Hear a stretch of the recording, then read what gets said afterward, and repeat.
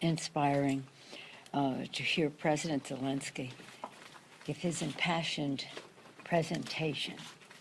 First, as you saw, in Ukrainian, then very explicit, heartbreaking film of what the Russians are doing to even little children in Ukraine, and then in English, his impassioned plea. It was all very, very powerful, and his leadership, he's a hero. It just was remarkable to see him.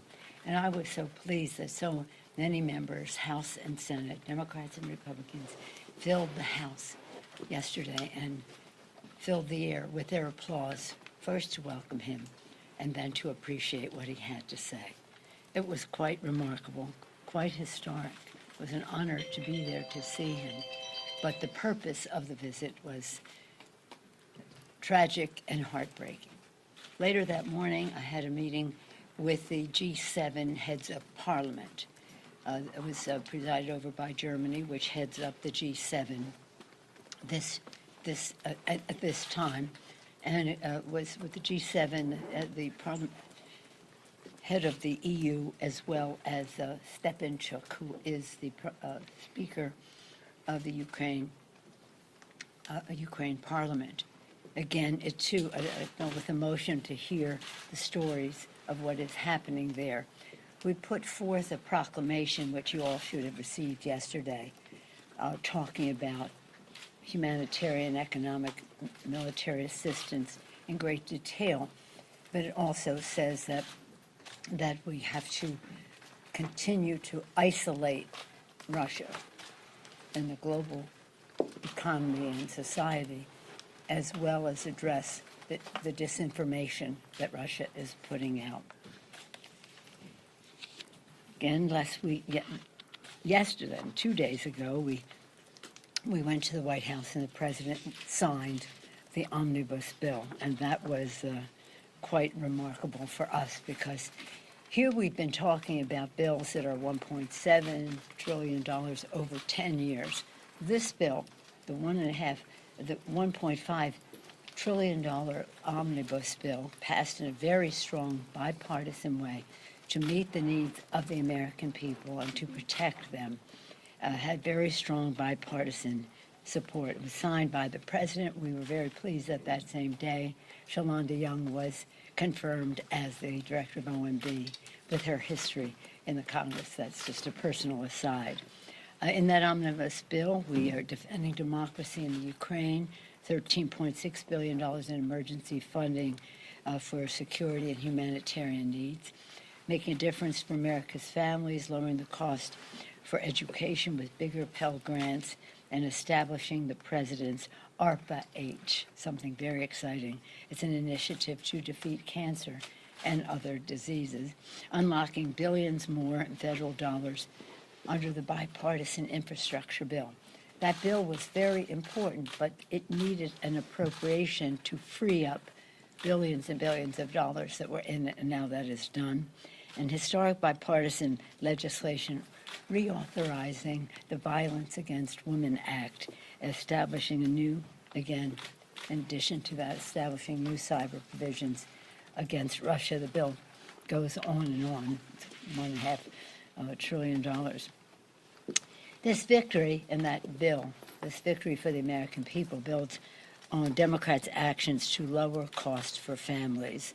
Congress and the presidents have been hard at work to create jobs. How about this president? 6.6 million new jobs were created last year. Grow the economy, fastest rate of growth in 40 years last year. Lowest unemployment last year saw the biggest one-year drop in unemployment in history, and today unemployment claims were the lowest in 50 years.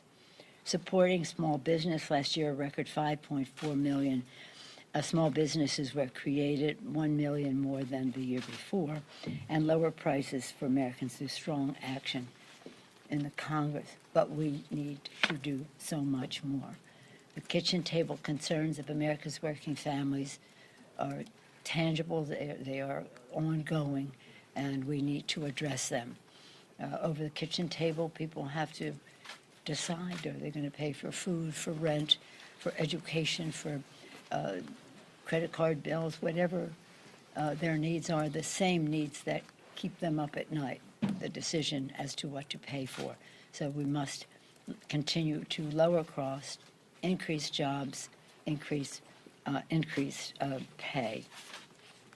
Let me see what else was going to tell you? But, in that regard, we have to address the Putin price hike, gas hike. It has, since he started amassing troops earlier this year, the price at the pump has gone up 75 cents. We're doing everything we can to minimize the Putin price hike at home. The White House announced the release of 90 million barrels from the Strategic Petroleum Reserve. We call on industry to boost production and stop hoarding profits. Oil prices are down. But the price of when the price of oil goes up, the price of gasoline goes up. When the price of oil goes down, the price of gasoline does not necessarily go down. This is not right. It's not fair. And again, we want to say, there are 6,000 permits out there where people could drill, where industry can drill, so they don't need to be upending our initiatives to save the planet from the climate crisis. If they want to drill, they have places to drill. Use it or lose it. Let somebody else drill there. We had passed a bill last week on banning Russian oil. That's still a work in progress because in the meantime, as we were discussing that, the president issued an executive order. So the question is what needs to be done in addition to that. As I mentioned at the start, and as you well know, today is St. Patrick's Day. Last night I had the privilege of sitting with the Taoiseach at a dinner, at the Friends of Ireland dinner, at which I was had the honor of giving him an award, an International Leadership Award, on behalf of the Friends of Ireland and on behalf of our members of Congress. Right before I was supposed to give him the award, the Taoiseach left the table, and then I was told that the ambassador would be accepting the award on his behalf and giving his speech. So we're very, very sad that on St. Patrick's Day, the Taoiseach has this diagnosis, and also the luncheon that we would be having today. We won't be able to have the benefit of the honor of his presence. Just so you know, this is a lunch that was started by Tip O'Neill and Ronald Reagan when Tip was Speaker and Reagan was President. The first luncheon, this luncheon, didn't have the Taoiseach. It was just the Speaker and the President. That's what it'll be today, the Speaker and the President. We would rather, of course, have the Taoiseach. And subsequently, the Taoiseach, the Prime Minister of Ireland, was invited. The first luncheon, Tip O'Neill invited 16 members, 12 from Massachusetts. And it's grown since then. We'd have, perhaps you'll cover what we say in that meeting, but we'll have a wonderful turnout of members. I don't have Irish grandparents, but I do have Irish grandchildren, and I always brag about them, as you can imagine. I just wanted to say that in consultation with the Office of the Attending Physician, I will continue regular testing, following CDC guidelines. Our Friends of Ireland lunch will proceed today without the participation of the Taoiseach case. Those of you in green had any concerns about that? Any questions? Yeah, you got. We've heard from you and heard from other members, expressing the gratitude and moved by the speech by Mr. Zelensky yesterday. He asked, however, for some very specific things, no-fly zones. He came close, almost admonishing members to say, you don't help us, we're on the precipice of history here. We hear a lot of these heartfelt messages from members saying, we want to help Ukraine, but when it comes to the specific things he's asking for, Congress is not willing to do so. Can you square that? Yes, and I'm so pleased. A substantive question from Chad. Oh, my God.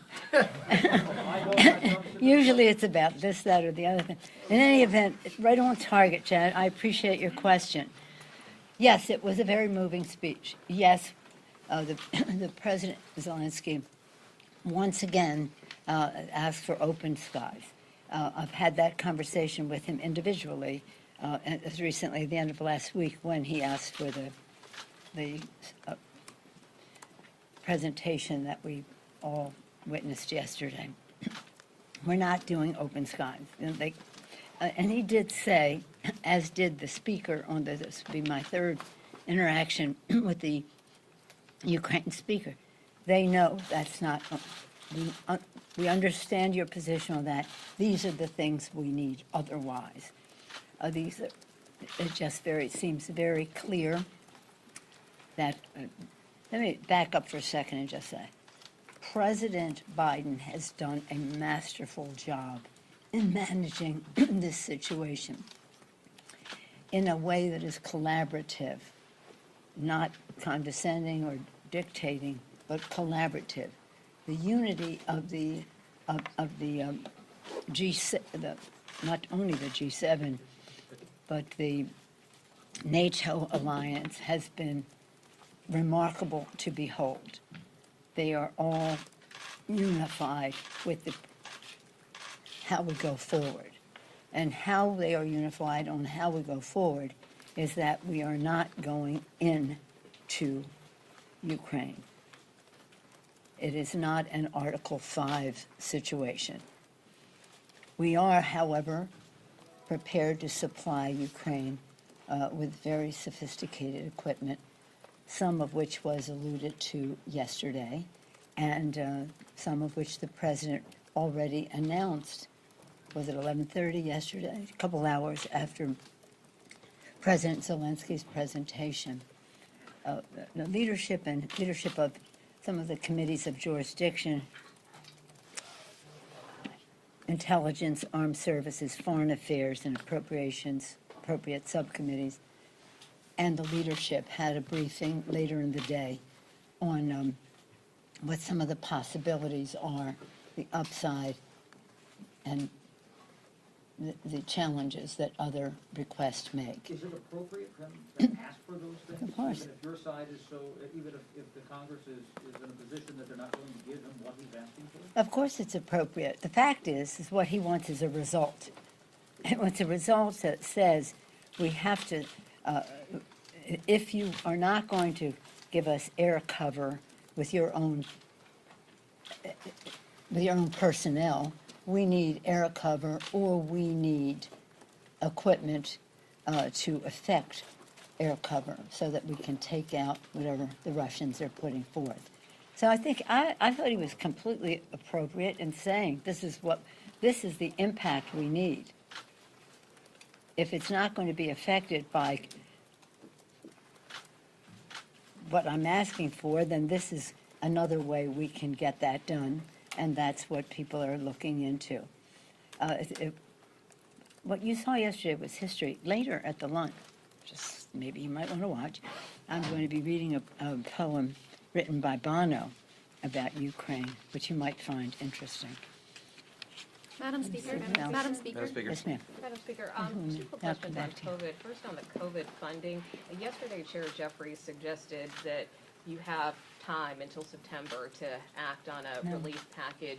Is that your view? Are you going to take your time with this, or do you want to do something sooner rather than later? And then just with respect to the dinner last night, can you say roughly how long you were sitting next to the T-SITch, and do you have any concerns about your health at this point? No, I don't, and I get tested almost every day anyway because, says she immodestly, many times I see the president, and you have to be tested to do that. And really, for the safety of my colleagues with whom I come in contact. The Taoiseach had on a mask when he sat down, but then when he started to eat, he took off the mask, and then it was right during the appetizer. They called him aside. We didn't know why.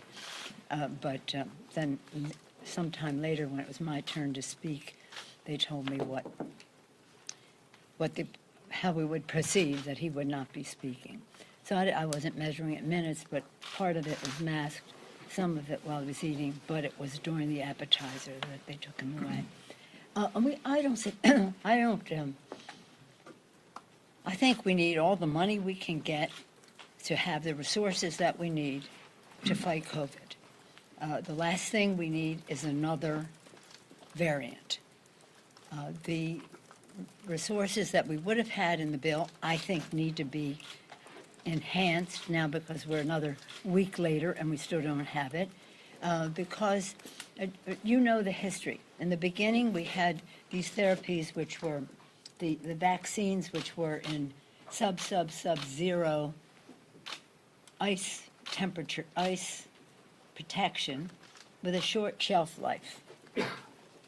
And that was a fragile therapy, but it worked. And now we have pills that come in a box that can last a long time.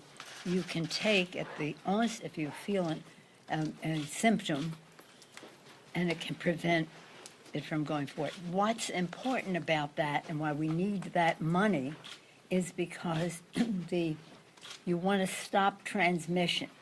Transmission creates variants. Variants are different, and they present, if they are different, present different challenges. So this is nothing to mess with. I think we need even more money than the compromise was. The Republicans did not want to spend money on COVID, and they don't like the state funding.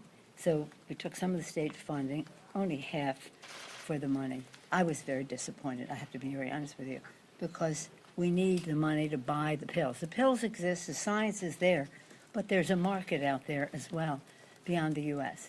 And we have a responsibility to other countries. So I think we have to get on with it. I respect what the distinguished chair said about, well, we have time. Well, we have a little. But we need more. The more time we have, the more money we need. You know, Madam Ms. Jacob. I just want to dig into that a little bit more on the COVID relief. This will be your package. third time. My third time, what, ask about COVID relief? Yeah. Well, it's substantive. You like substantive questions, so I just want to Yeah, make sure well, while people are dying in the Ukraine and all of that, yeah. people are dying Anyway, from go ahead. COVID too. Do you plan to offset it? How do you? Yeah, we have to offset it. You do have to offset We it. have to offset it, and that's what we'll have to go to, and I would hope that the sensitivities of those to any offset would be, the equity would be weighed as to what we need to do to save lives and livelihood and prevent the creation of a new variant. Yeah, it would be You offset. said you're disappointed. I mean, Yeah, what that is your we don't have message it right to- now, that we don't have it right now. We have everything else right now, that we don't have it right now. What is your message to those colleagues who nitpick kind of over that? I've communicated my message to them. Madam Yes, Speaker, ma'am. You mentioned that you have hoped for more money in this COVID aid. Yes, The president originally requested 22.5 Yeah. billion. Have there been conversations with you and President Biden about the disappointment last week? no, we've been, frankly, our conversations have been about Ukraine since then. We're happy that he signed the bill. There's so much else in it that meets the needs of America's working families. But I speak regularly with the president about one subject or another. So we know we have to do more. Now, what I've said to the administration is we can't ask for more. You must ask for more because you need more, and you can't expect this to turn around like that because the legislative process takes time. We want it to be bipartisan. We need it to be paid for, and so let's just go for a bigger chunk. I think they should be double what they asked for, because even with them, when they were asking for like 20 some, it was only going to get us to June. It was only going to get us to June, so we need more. And it shouldn't even be a big conversation. We need it. The science is there. The need is there. All we need is the money. And the money will be a great investment because it will keep us safe. It will help our economy turn back, our kids to be safely in school, our people safely at work, again, the therapies that are needed. Look, just think of this. The Taoiseach of Ireland the Prime Minister of Ireland visiting the United States on for St. Patrick's Day. This is very important to the people of Ireland and the people of the United States.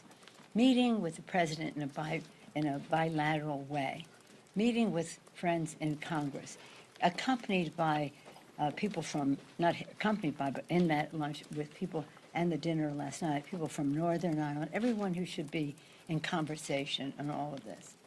With all the protections of the Taoiseach of Ireland, he gets a positive diagnosis. Madam Barack Speaker. Obama, the former president of the United States, has a positive indication.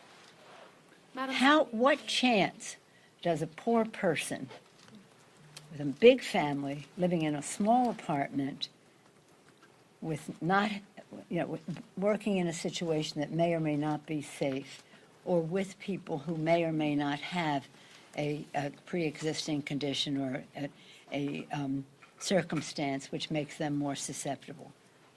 This is not, everything is great. If I ask this room, how many do you think we should just go on with it?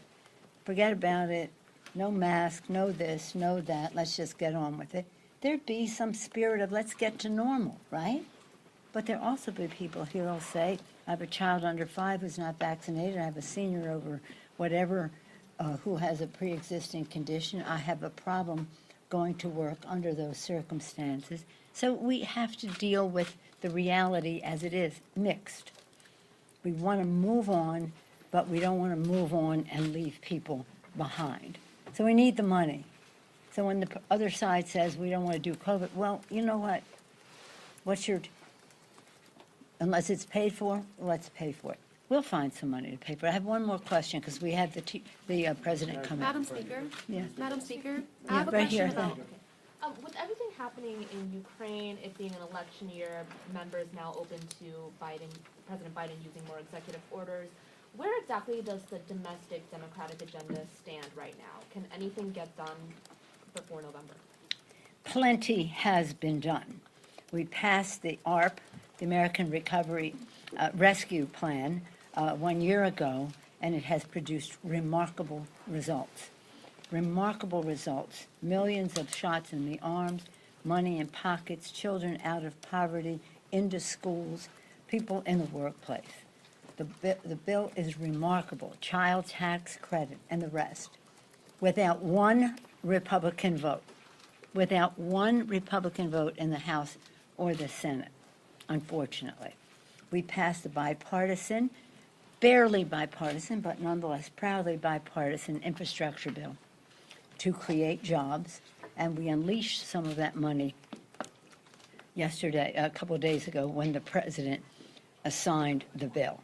So in terms of job creation, nearly 7 million jobs, unemployment cut in half, people off of poverty, we've done a great job. But more needs to be done, as I said before. Until the kitchen table concerns of America's working families are more safely under wraps, we have much more to do. And we have to take great pride in what we've done, as the president did in the State of the Union. He showed progress, but he gave hope because he recognized with his empathetic heart, with his empathy, that people still need concerns. So we have a lot to brag about, but we are not finished yet, and we will continue to do that work. I'm very proud of the work of our members. They are remarkable. I get a lot of compliments for the work of the House Democrats. I accept all of them on behalf of the members, because they're the ones who have done the work and had the courage to take the votes, even when there wasn't one vote on the other side. We'll continue to talk about this, I'm sure. We still want to get some things done that in our other agenda, the Build Back Better legislation. I don't know what that will be, but what it will be paid for. It will be non-inflationary. It will help reduce the national debt while it meets the needs of America's working families. Lowers cost for health care, lowers cost for child care, lowers cost for home health care. At the same time, enables children to go to school, universal pre-K, and again, goes a long way to save the planet for the children. We won't get everything in the bill just yet, maybe, but whatever we get will be important and it will be paid for. And I couldn't be prouder than the work. And again, I'll come back to praising our president. And I was in Munich, I think I told some of you, he was so acclaimed by all the heads of state that were there, and defense ministers, foreign ministers, and all the rest, for how he was a unifying force. You heard me say, John F. Kennedy, don't ask not what your country can do for you. You all know that. The very next sentence I said to the president was about him. To citizens, people of the countries of the world, ask not what America can do for you, what we can do working together for the freedom of mankind. It's exactly what Joe Biden did, working together. Not condescendingly, but very respectfully. So I couldn't be prouder of him, and I look forward shortly to welcome him to the Capitol, where he will once again take pride in his Irish heritage. Again, we all take pride in the pride he takes, because the pride he takes in his heritage is the spark in him that enables him to take pride in your heritage. Thank you. Benjamin, did you ask after your exposure last night?